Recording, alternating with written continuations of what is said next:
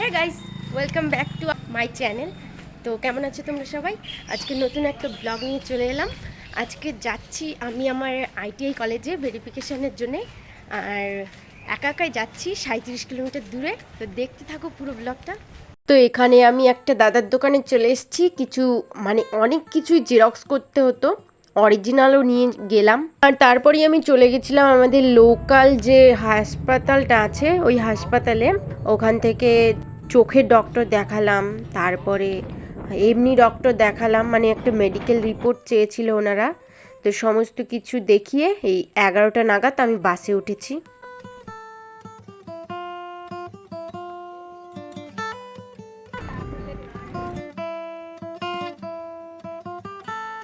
এখন যেই দিকটা দিয়ে বাসটা চলছে এখানে অনেক আনারসের গাছ ছিল, আর আমি ওইগুলোই তুলতে গেছিলাম। আর ছুটা জায়গা পেরিয়ে এই অস্বস্তি যা লাগছিল বাসের মধ্যে, কারণ এত ভিড় ছিল। আর অবশেষে আমি পৌঁছে গেছি। আর দেখো, গতকালকে ছিল বিশ্বকর্মা পুজো আর আজকে হচ্ছে বিসর্জন। তো আমি এখানে বসেই ছিলাম। স্যার আমাকে বললো একটু ওয়েট করো, তারপরে আমি আসছি। এই যে গাইস, কলেজ এসেছিলাম 12টার সময়। দেখি গিয়ে জেরক্সটা করতে পারি কি না। কলেজটা একটু ফাঁকা ফাঁকা জায়গায়। তাই এখানে এসে আমার ফুল এনার্জি লো হয়ে গেছে। এখন আমি ভাবছি কি করে কাজটা করে তাড়াতাড়ি বাড়ি যাওয়া যায়। খিদে যা পেয়েছে। এই যে দেখো কলেজের সামনেটা, আমি তো ওয়েট করতে করতে ঘুমিয়ে পড়েছিলাম। একটা ফ্যানের সামনে বসেছিলাম, খুব সুন্দর জায়গা ছিল। তারপরে ভাবলাম না, বসে থেকে লাভ নেই, একটু ভিডিও করি। তাই মনে হয় কলেজের যতগুলো ক্লাসরুম হয় সেই ক্লাসরুমের মেন গেট।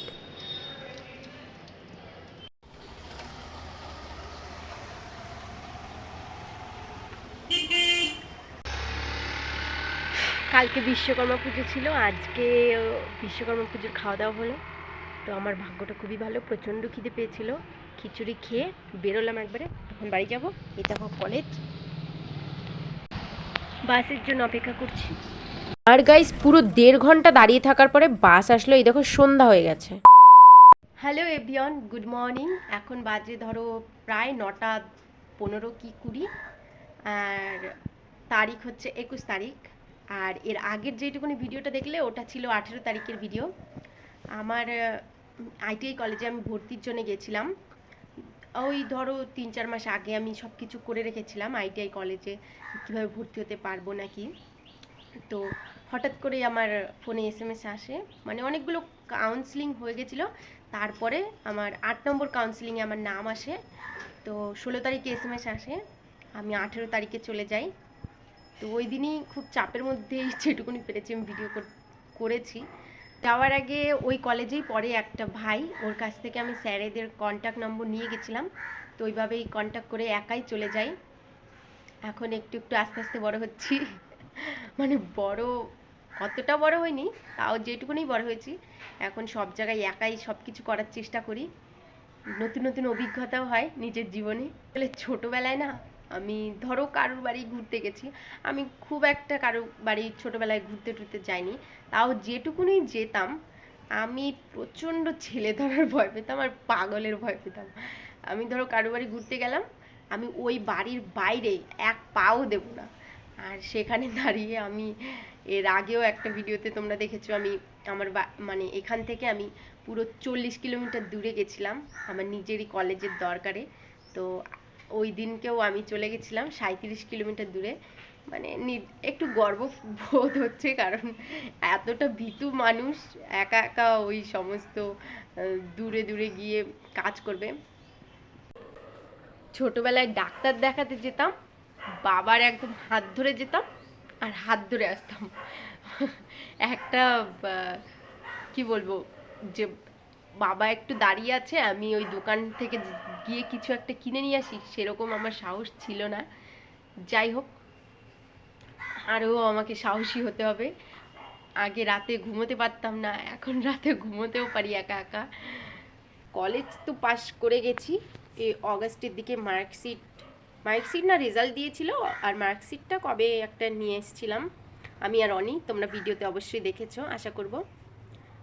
তো বেসিক্যালি সবাই বিএ পাস করার পরে এমএটা করে, আমার মনে হলো আইটিআইটা করিনি, মানে এমএ করার ইচ্ছে ছিল না এমন না, কিন্তু নানান কারণে দেখছি অনেক অনেক দেখেছি দিদিরা দাদারা এমএ করে করে বসেই আছে।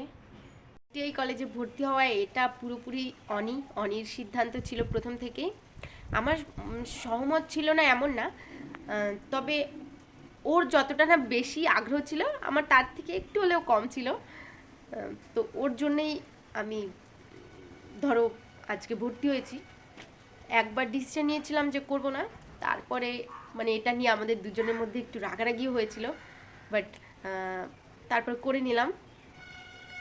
আর হ্যাঁ, আমাদের দুজনের একই কলেজ, প্রথমত ও অন্য কলেজে চান্স পেয়েছিল, সেই কলেজে ভর্তিও হয়েছে, গেছেও কিছুদিন, তো এখন বলছে যাবে না, ওই কলেজে যাবে না, ওই কলেজটায় যেতে 3টা গাড়ি পাল্টাতে হয়, আর ওর পক্ষে অতটা জার্নি করা সম্ভব না।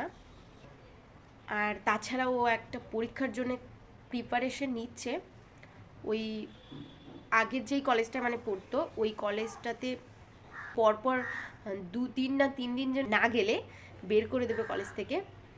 তো আর আমি যেই কলেজটায় ভর্তি হয়েছি সেটাতে এখনও পর্যন্ত ওরকম কিছু নেই, তো ওর পরীক্ষাটা নভেম্বরের দিকে বোধহয়। পড়াশুনো একটু তো করতেই হবে, আর যদি সপ্তাহে 5 দিন ক্লাস হয়, ওকে যদি 5 দিনই যেতে হয় তাহলে ওর পক্ষে খুবই চাপের হয়ে যাবে, কারণ সেই যে বেরোয় 9টার দিকে, আস্তে আস্তে 5-6টা বেঁচে যায়, তো ওই জন্যই আর কি আমার কলেজে ভর্তি হয়ে গেল। তো ভালোই হলো, একসাথে দুজনে যাব আসবো, হেল্প হবে। ধরো আমি কখনো যেতে পারলাম না, ও চলে গেল, ও কখনো যেতে পারলো না, আমি চলে গেলাম, এটাই। তো ভিডিওটা এইটুকুনি। ভিডিওটা যদি তোমাদের ভালো লাগে তাহলে অবশ্যই একটা লাইক করবে, না লাগলে করতে হবে না। ভালো লাগার জন্য কি করতে হবে অবশ্যই কমেন্ট করো, করার চেষ্টা করব। তো ভালো থেকো সবাই, দেখা হবে পরের একটা ভিডিওতে। Good bye.